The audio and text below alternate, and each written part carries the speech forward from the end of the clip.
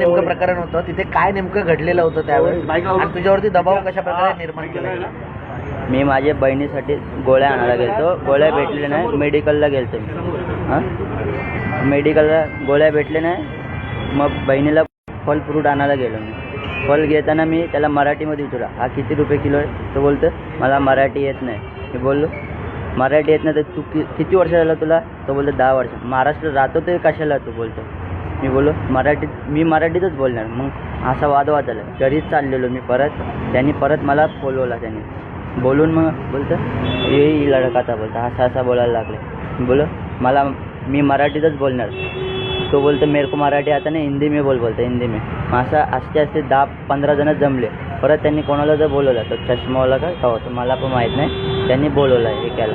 मग असते 50-60 जण जमायला लागले. तो बोलतो तू हिंदी में बोलतो, हमको मराठी नहीं आता, हिंदी में बोलतो. त्यांना समजवलं मी असं आहे, असं बोललो. तुला असं झालं. त्यानंतर ते शिवा देत होते, पाटणं एक मारत होता, धमकी देत होते. बोलतं दम में तो बोल किती काय ऐसे धमकी देत होते. ते मुंबरा बंद करेगा क्या, गाण में दम में क्या ऐसे शिवा देत होते, पाटणं मारत होते. लई मारला मला, शिव पण देत होते ते वरनं हायवेवर. मी बोला गाली मत दो बोला, मैं प्यार से बोल रहा तो प्यार से बोलो गाली मत दो बोलता. माफ़ी मांग बोलते मुझे. ठीक है बोला माफ़ी मांग, गलती हो गई मुझसे, कुछ गलती हो गई तो माफ़ कर दो मुझे, ऐसे बोल लेते. पण पोलीस स्टेशनला गेल्यानंतर दाखल करण्याद्वारे किती वेळ पोलिसांचा? मी 4 तास पोलीस स्टेशनमध्ये होतो. 4 तास बसवलं मला. नंतर माझी आई आली, एक तासात आई आली. आई पण 3 तास बाहेर थांबलेली. आई पण रडत होती माझी. बोलतं त्यांच्यावर काय झालं मला पण माहिती नाही. ते बोलतं केस डालो इसके ऊपर बोलतं. त्या तो व्हिडिओमध्ये असेल बघा, तो चष्मावाला आहे ना, त्यांनी कंप्लेंट केली. तो बोलतो इसके ऊपर केस डालो बोलता. ओके. तुझी मागणी काय असणार आहे तुझ्यावरती? आता परत माझ्यावर घरातले घाबरलेत, धमक्यांचे फोन देखील माझी आई घाबरली आहे. पुढं जाऊन काय झालं, मी अचानक मला काय असेल दवाखान्यात यायचं असेल मुंबईला, काय झालं तर मी एकटा पडलो तिथं, तर घाबर वाटतं. ते धमक्या देतात मला, तिथं गांड में दम येतो, असे शिवा द्यायला लागलेलं. लई शिवा दिले मला. काही धमकीचा फोन मेसेज वगैरे तुला येतो? हां आता नाही आला, पुढं जाऊन आला तर बघा. त्यांच्यावरती काय दाखल केलं आहे का त्या संदर्भात पोलिसांनी? मला बसवलेलं मला पण माहीत नाही पोलिसांनी काय केलं आतमध्ये. मी 4 तास पोलीस स्टेशनमध्ये होतो. मला वाटतं तू तक्रार करायला पाहिजे होती, मात्र त्यांनी तक्रार केली आहे. आता व्हिडिओ तुझे व्हायरल होतोय, तो व्हिडिओ नेमकी कोणी काढला? तो व्हिडिओ काढणारा एक चष्मावाला होता, तो एक अजून 2 चष्मावाले होते. एक व्हिडिओ काढत होता, एक मला खेचत होता इधर. त्यांनी कंप्लेंट केली पोलिसांनी. काल मनसेच्या कार्यालयामध्ये काय अपेक्षा आहे? अविनाश जाधव इकडे आलेले आहेत, तुम्ही खास धाव घेतली इकडे. घाबर वाटतं. पुढं जाऊन काय झालं, मी एकटा काय मला मुंबऱ्याला परत आलो, काय असेल ते मारलं गिरलं, मला घेऊन गेले कुठं मारला गिरला त्यामुळं.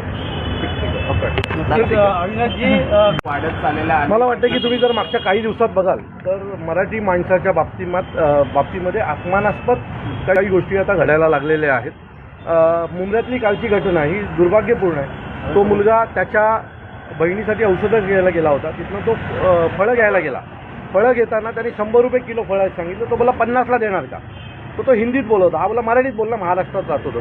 तर त्याच्यावरनं तो वाद सुरू झाला. त्यानंतर तिथे असलेली काही मुसलमान मुलं ही जमायला लागली. एक 100-150चा मॉब जमला. कॅमेरा त्यानेच त्याचा व्हिडिओ रेकॉर्ड केला. आणि मला कळत नाही महाराष्ट्रात यांची एवढी डेअरिंग कशी की महाराष्ट्रात आम्ही मराठी बोलणार नाही म्हणून हे रेकॉर्ड करतात आणि व्हायरल देखील हेच लोक करतात. जर असंच महाराष्ट्रात जर घडत राहिलं तर मराठी माणसाचं अस्तित्व हे विकोपाला येईल. कल्याणमध्ये घडलेली घटना, ठाण्यात घडलेली घटना, विरारमध्ये घडलेली घटना, या सगळ्या घटना जर पाहाल, मुंबईमध्ये घडलेली एका जैन माणसाने घडलेली घटना, त्या सगळ्या घटना जर तुम्ही पाहाल तर सत्ता परिवर्तन झाल्याच्या नंतर यांच्यामधली हिंमत ही अतिशय मोठ्या प्रमाणात वाढत चाललेली आहे असं मला वाटतं. मुंबऱ्यातल्या घटनेनंतर याच्यावरच पोलिसांनी गुन्हा दाखल केला. याला पोलीस स्टेशनला नेलं. पोलीस स्टेशनच्या बाहेर काही मुसलमान मुलं जमली आणि पोलीस स्टेशनच्या आवारात घोषणाबाजी केली. का घोषणाबाजी करायची काय गरज होती? तो मराठीत बोला सांगतोय, त्याच्यावरनं तुम्ही पोलीस स्टेशनमध्ये जाऊन घोषणाबाजी करणार? आणि त्याची घोषणाबाजी केली म्हणून या मुलाला आणि त्याच्या आईला 4-4 तास पोलीस स्टेशनला जर तुम्ही बसवून ठेवणार असाल तर मला असं वाटतंय मग महाराष्ट्रात याच्या पुढे भाषिक वाद जर सुरू झाला तर कोणाला हे करायची गरज नाही आहे. ज्या पद्धतीने महाराष्ट्रात मागच्या काही दिवसापासून या गोष्टी घडतात, मराठी माणसांवर सतत हल्ले व्हायला लागलेले आहेत, हे वाढतील भविष्यात. कारण यांच्या हिमती वाढायला लागल्यात. यांना जर आत्ताच ठेचलं नाही तर मला वाटतं भविष्यात प्रत्येक मराठी माणसाला चौकात मारलं जाईल. त्यामुळे माझी विनंती आहे सर्व मराठी माणसाला एकत्र या, नाही तर जोपर्यंत तुमच्यावर कोणी फटके टाकत नाही तोपर्यंत तुम्ही असेच लांबून बघत राहणार असाल आणि या सगळ्याला जर बघून तुम्ही कानाडोळा करणार असाल तर एक दिवस हा प्रसंग प्रत्येक मराठी माणसावर येईल आणि त्या दिवशी तुम्हाला महाराष्ट्रात राज ठाकरेंची किंमत कळेल. मुलावरती दबाव टाकला गेला, आता संपूर्ण कुटुंबीय आहेत जे भयभीत आहेत त्यांना देखील भीती नाही. आता त्यांच्या पाठी महाराष्ट्र नवनिर्माण सेना उभी आहे. त्यांनी आता ह्याच्या पुढे आरे करावं. आम्ही नाही कार्य केलं ना मुंबऱ्यात जाऊन तर त्यांना महाराष्ट्र नवनिर्माण सेना दाखवू. शेवटी आम्ही पण माणसं होतो. ज्यावेळेला निवडणुका येतात, मतदान करायची येतात, तेव्हा आपला हा मराठी माणूस हा कोणाचा तरी तिसऱ्याचा पैसे घेऊन विचार करतो आणि ज्यावेळेला त्यांच्यावर हल्ले होतात, त्यांच्या मुलांवर हल्ले होतात, त्यांच्या मुलींवर हल्ले होतात, त्यावेळेला त्यांना महाराष्ट्र नवनिर्माण सेना आठवते. मतदानाच्या दिवशी पैसे खाल्ले नसतेत आणि मनसेसोबत उभे राहिले असतात तर आज हिंमत नसती झाली, मनसेचे 10-12 आमदार निवडून आले असते तर. पण हरकत नाही, आम्ही मराठी माणसावर प्रेम करतो, आम्ही मराठी माणसांसाठीच आमचा पक्ष आहे आणि मराठी माणसांच्या पाठी आम्ही खंबीर उभे राहू. सन्माननीय राजसाहेबांची जी शिकवण आहे, मराठी माणसावर जर कोणी हात उचलण्याचा प्रयत्न केला तर त्याला जागेवर तोडा, आम्ही त्यांना जागेवरच तोडू, हा आमचा शब्द आहे. सर, महायुतीच्याच काळामध्ये अभिजात दर्जा जो आहे तो मराठी भाषेला मिळालेला आहे, मात्र काय करायचं, साठायचं आहे? मराठी भाषा बोलण्यावरून त्याला कान पकडायला माझं मत आहे ते साठायचं आहे का आम्हाला? जर तुम्ही आम्हाला मराठी अभिजात भाषेचा दर्जा दिलात तर याच्या पुढे मराठीच्या विरोधात कोणी बोलत असेल तर कायदा करा की त्याच्यावर गुन्हा दाखल होईल. त्या दिवशी त्या अभिजात भाषेचा आम्हाला फायदा आहे. तुम्ही अभिजात भाषेचा दर्जा द्याल आणि दुसऱ्या बाजून आमच्याच लोकांना माराल तर कसं चालेल? कायदा करा की मराठी माणसाला जर वाईट बोललात किंवा मराठी भाषेबद्दल वाईट बोललात तर तुमच्यावर गुन्हा दाखल होईल, तुम्हाला जेलला जावं लागेल. ही भीती जोपर्यंत या लोकांच्या मनात बसत नाही ना तोपर्यंत ह्या अशाच गोष्टी या महाराष्ट्रात घडत राहतील. व्हिडिओ व्हायरल केलेला आहे, दाखल व्हावा यासाठी मला वाटतं की त्यांच्यावर गुन्हा जो दाखल झालेला आहे तो पोलीस स्टेशनच्या आवारात घोषणाबाजी करण्याचा गुन्हा दाखल झाला. याला धमकावणं, याला उचलून नेणं, याला मारणं हा देखील गुन्हा दाखल झाला पाहिजे आणि आता संबंधित जे DCP आहेत त्यांच्याशी आम्ही या विषयावर बोलू. पण मी पुन्हा सांगतो, याच्या पुढे जर मराठी माणसावर कोणी हात उचलण्याचा प्रयत्न केला तर त्यांना घरात घुसून मारू. कायदा सुव्यवस्था जो काही विषय येईल तो पोलिसांनी सांभाळावा. पण याच्या पुढे मी सरकारला विनंती करतो, आदरणीय मुख्यमंत्र्यांना विनंती करतो की तुम्ही महाराष्ट्राचे मुख्यमंत्री आहातच, त्याच्यासोबत तुम्ही मराठी बनात. एक मराठी घरात तुम्ही जन्म घेतलेला आहे, त्यामुळे तुमच्याच महाराष्ट्रात जर मराठी माणसावर अशा प्रकारच्या घटना घडणार असतील तर ते योग्य नाही आहे. याच्यावर चाप बसला पाहिजे आणि त्याच्याबद्दल चाप बसण्यासाठी तुम्ही योग्य ते आदेश गृह खात्याला द्यावेत. हा जो व्हिडिओ व्हायरल केला आहे एकंदरीत पाहायला गेलं तर मराठी माणसाला आणि राज ठाकरेला चॅलेंज म्हणून हा व्हिडिओ व्हायरल केला. हो, राज ठाकरेंना चॅलेंज द्यायची कोणाच्या बापाच्या हिंमत नाही. हो, अजून आम्ही रस्त्यावर उतरलो नाही, यांना घरात घुसून मारू. ही ज्या गोष्टी घडतायत ना याला जबाबदार फक्त मराठी माणूस आहे. हा स्वतःला बुद्धिजीवी, खूप हुशार जो समजणारा मराठी माणूस आहे ना तोच याला जबाबदार आहे. ज्या दिवशी यांना ट्रेनमध्ये जाताना मारतील, ज्या दिवशी यांना चौकात मारतील, ज्या दिवशी यांना घरात मच्छी बनवली किंवा मटण बनवलं म्हणून मारतील ना, त्या दिवशी यांना कळेल. राज ठाकरेंना चॅलेंज करायची या महाराष्ट्रात कोणाची हिंमत आणि कोणी केली तर त्याला घरात घुसून मारल्याशिवाय आम्ही गप्प बसणार. राज ठाकरेंशी याबाबत काही आता त्याला मनसेची सुरक्षा मिळालेली आहे. पोलिसांची मी तुम्हाला सांगतो, याला मनसेची सुरक्षा मिळाली. कॅमेऱ्यात कोण आहेत आम्ही पाहिलेले आहेत. याला हात लागला तर त्यांना पण हात लागणार. ते काय मुंबईच्या बाहेर पडणार नाहीत का?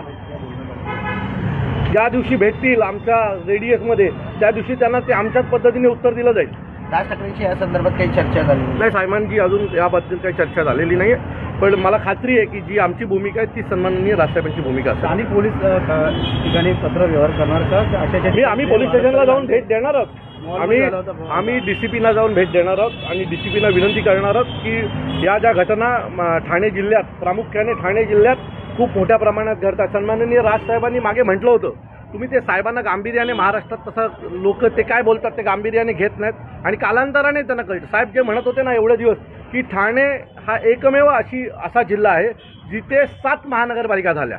ही लोकं आलेली कोण आहेत? ही 30 लोक आहेत जी बाहेरनं आली आहेत आणि 30 लोक आहेत जी आता दाद दाखवत आहेत आपल्याला. ही 30 माणसं आहेत सगळी जी बाहेरून आलेली आहेत, ज्यांनी या 7 महानगरपालिका केल्या आणि आता तेच आम्हाला दाद दाखवत आहेत आणि आपला मराठी माणूस त्यांच्याकडे बघतोय डोळे उघडे करून, कैसे हो भैया बोलत. तो माझी विनंती आहे या सगळ्यांना की आता तरी एकत्र या. मतदान झालं, आता तुम्हाला आम्हाला काय मतदान करायचं नव्हतं ते तुम्ही केलं, पण आता स्वतःसाठी एकत्र या, नाही तर चौकात मार खाल्ल्याच्या नंतर मनसेकडे येऊ नका.